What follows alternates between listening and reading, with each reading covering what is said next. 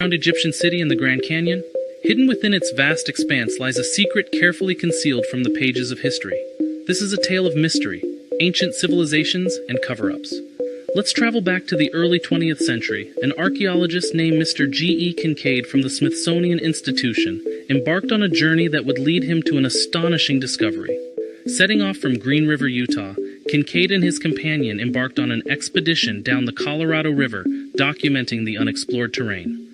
It was on April 5, 1909, that the Arizona Gazette published an extraordinary article that spoke of Kincaid's findings, a lost subterranean Egyptian city buried within the Grand Canyon. Yet, after this revelation, the story vanished into thin air, leaving us to wonder why. For more than 8 years, Kincaid dedicated his life to investigating this hidden city. The Smithsonian supported his quest, and he meticulously pieced together information that challenged conventional history. He described finding several passages branching out across these caves, leading to hundreds of chambers deep within the earth. These chambers held astonishing artifacts, including objects as hard as steel and tools that showcased a level of craftsmanship unparalleled by the era's standards. Kincaid's findings hinted at a civilization of Oriental origin, raising questions about a possible connection between Asia and the Grand Canyon. The mystery deepened as hieroglyphic tablets were discovered, suggesting ties to Egypt and the American Southwest. The Smithsonian's efforts led to extensive research, revealing vast chambers adorned with intricate artwork and even mummies preserved for centuries. However, this research was swiftly terminated, as access to this underground marvel was on government land. It's possible that the government preferred to keep this information from the public, altering our understanding of history. Today, we stand at a crossroads of history and mystery, leaving us to wonder about the significance of this subterranean civilization and its potential connection to Egypt and Asia. In 1908, President Teddy Roosevelt wanted to declare the Grand Canyon off limits to all timber and mining operations. It would take another 11 years for Congress to designate the Grand Canyon a national park. Sensing a final opportunity for adventure, explorer G.E. Kincaid took a boat down the Colorado River and through the Grand Canyon. The canyon was rich in minerals like gold, silver, and copper, and Kincaid wanted to see what he could find before the area was closed off for good. About 40 miles upriver from the El Tovar Crystal Canyon, Kincaid saw stains in the sediment formation about 2,000 feet up.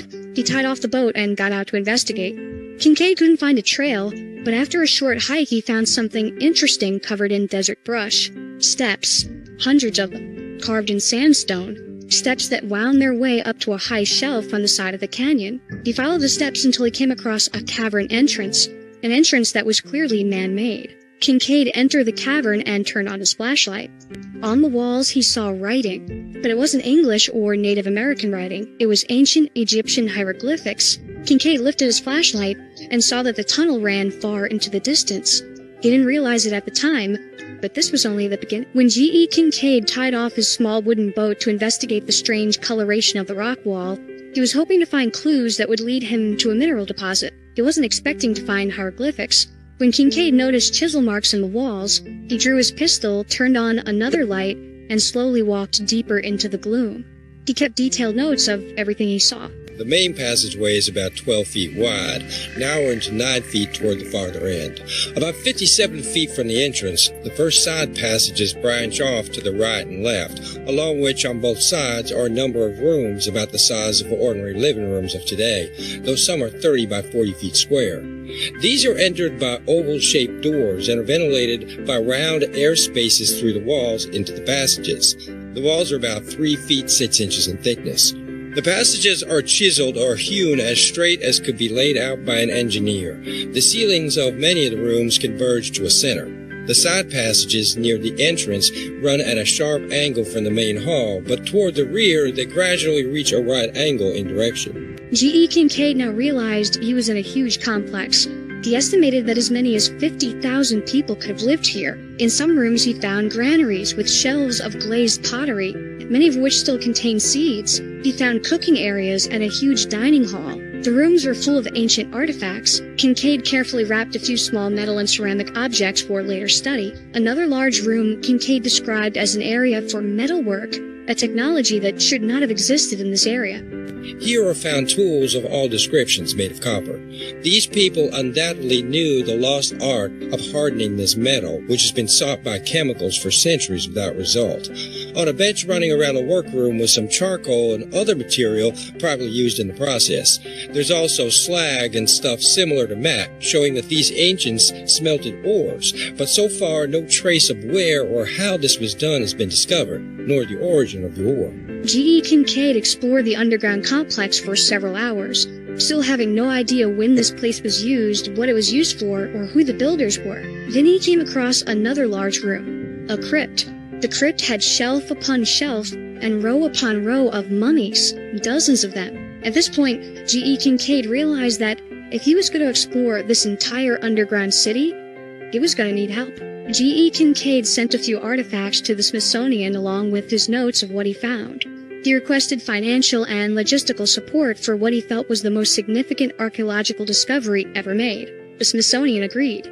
A few weeks later, Professor S.A. Jordan arrived with a team of about 40 scientists, researchers, and laborers to excavate and explore the ancient underground city. Now with more lights and manpower, the scientists realized that the cave system layout wasn't random.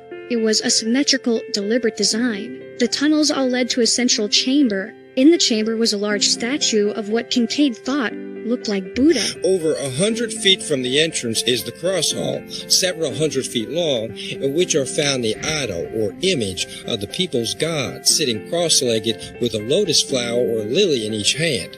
The cast of this face is oriental, and the carving in this cavern.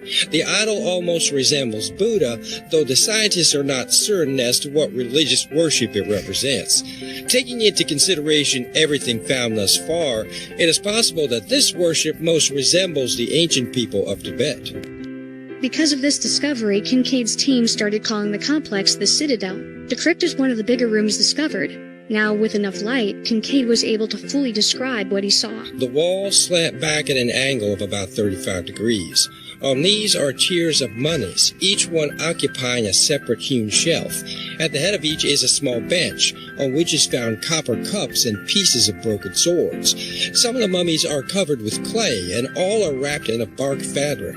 The urns or cups on the lower tiers are crude, while as the higher shelves are reached, the urns are finer in design, showing a later stage of civilization. It is worthy of note that all the mummies examined so far have proved to be male, no children or females being buried here.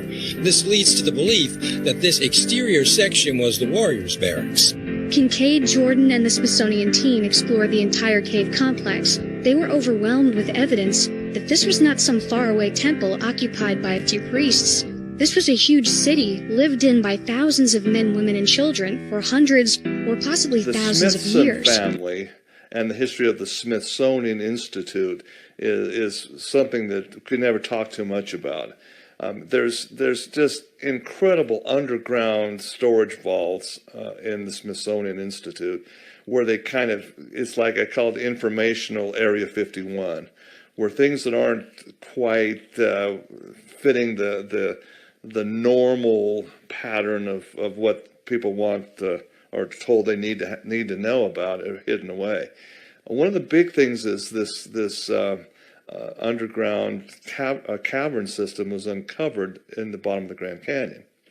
Now let me just say that the archaeological history that we've been fed as we go through the public school system is so ludicrous, really. The Grand Canyon was actually not a small river carving it through millions of years. The fact is, with the Uinta Basin, all the inland ocean that was all part of that, something cataclysmic happened, fracturing of the rock around the time of 30 AD that caused a massive amount of water to go out over a short period of time and carve the Grand Canyon out. I want to say that there's plenty of evidence of that happening. It's some say it's revisionist history or an alternative reality, but no, it's just archaeologically and completely. And if you look at geography, it makes all the sense in the world if you look at topographical maps. Okay, so that said, we see the beginning of this in in when Major Powell did his first expedition down the Grand Canyon. Everybody thought he was crazy as a loon. You know, there's this one-armed major was lost his arm in the Civil War, coming down in the 1870s after the conclusion of the Civil War to basically map this great river. They thought he would never make it out. If you look at the Powell Museum there in Page, Arizona, there's little boats and they go over the cataracts and the massive amount of water. It was an amazing feat to come down. But he survived, as we know. He had a Native American Navajo guide that basically took him down, not expecting to even know if he'd survived the trip. It was a massive leap of faith, really. So they explained this is in the congressional record, because Powell wrote everything in his report to Congress, and he explains what he found looking up at this cave, which was quite a ways up from where the river was flowing in 1870s. And as the explanation went, he went up into it, was able to rock climb up to there's like a keyhole opening that was not natural. It was absolutely carved. And he went in and was shocked with what they found in there. Absolutely Egyptian artifacts galore inside. So he didn't have time, of course, to do a full-scale excavation, but in his report to Congress, he made mention of it. Well, that, of course, garnered the attention of the Smithson family, and the Smithsonian Institute sponsored a second trip through, this time loaded with photography equipment, to document what was in there. This was a few years after the initial expedition. And so the Smithsonian Institute went in there and, my goodness, took all kinds of pictures. And instead of going on down the river, they actually hiked up to the top of the rim and went overland from there to map that out. Okay, that's part of the unknown history of the early expeditions of the Grand Canyon. So we fast forward from the 1870s, when this information became public. It was kind of, the end of the 1800s, the early 1900s. The world goes to war, right? We have the Great War. At the conclusion of the Great War, a guy named G.E. Kincaid, who is an employee of the Smithsonian Institute, he's survives the Great War, comes in, and he's funded by Smithsonian to go back in and look for that lost cavern system. So Kincaid does that, goes in under the disguise of mineral exploration, prospecting, okay, and he locates the exact same Powell cave, goes in with his photography equipment, and brings out a massive amount of precious metal artifacts. Comes up over the top. He's so excited about what he's found, he makes a press release, and the local newspapers all front page headlines: amazing find in the Grand Canyon. News articles on my blog, which was all from, again, the Smithsonian Institute. Well, my blog was shut down and erased, actually, in December of 2019, okay? But that particular blog post, Terry, got tens of thousands of hits. It was a lightning rod. A lot of people, oh, wow, this is fantastic information, Doc. I just post them. So the question that people ask me is, where'd you get these pictures? Well, I had he's now deceased, so I can talk about him now. A friend named Dr. Melvin Laney in Washington, D.C. had high-level security clearance, and he had full unfettered access to the Smithsonian's archives. He sent me this information tied into what I'm working in the property here in Utah. Another story for another time, but it tied in, most definitely ties in this story of G.E. Kincaid and the amazing discoveries in the bottom of the Grand Canyon. PowerPoint presentation to people who want to come and see this.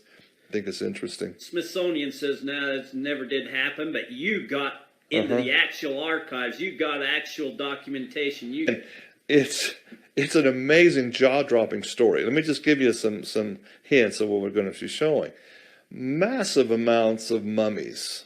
And the big thing is, Terry, is there were thousands and thousands of panels of Egyptian hieroglyphics that have been interpreted. And what it tells the story of should rewrite all the world's history, frankly. Because it's none other than the biblical Joseph of Egypt and his history. Wow. Yeah, big time wow. It's exciting. And, well, even religionists are saying, well, that's a real stretch. Well, why? It proves the Bible and the story in Genesis of Joseph to be true. The coat of many colors being sold into Egypt. It answers the question, really, it was more than just a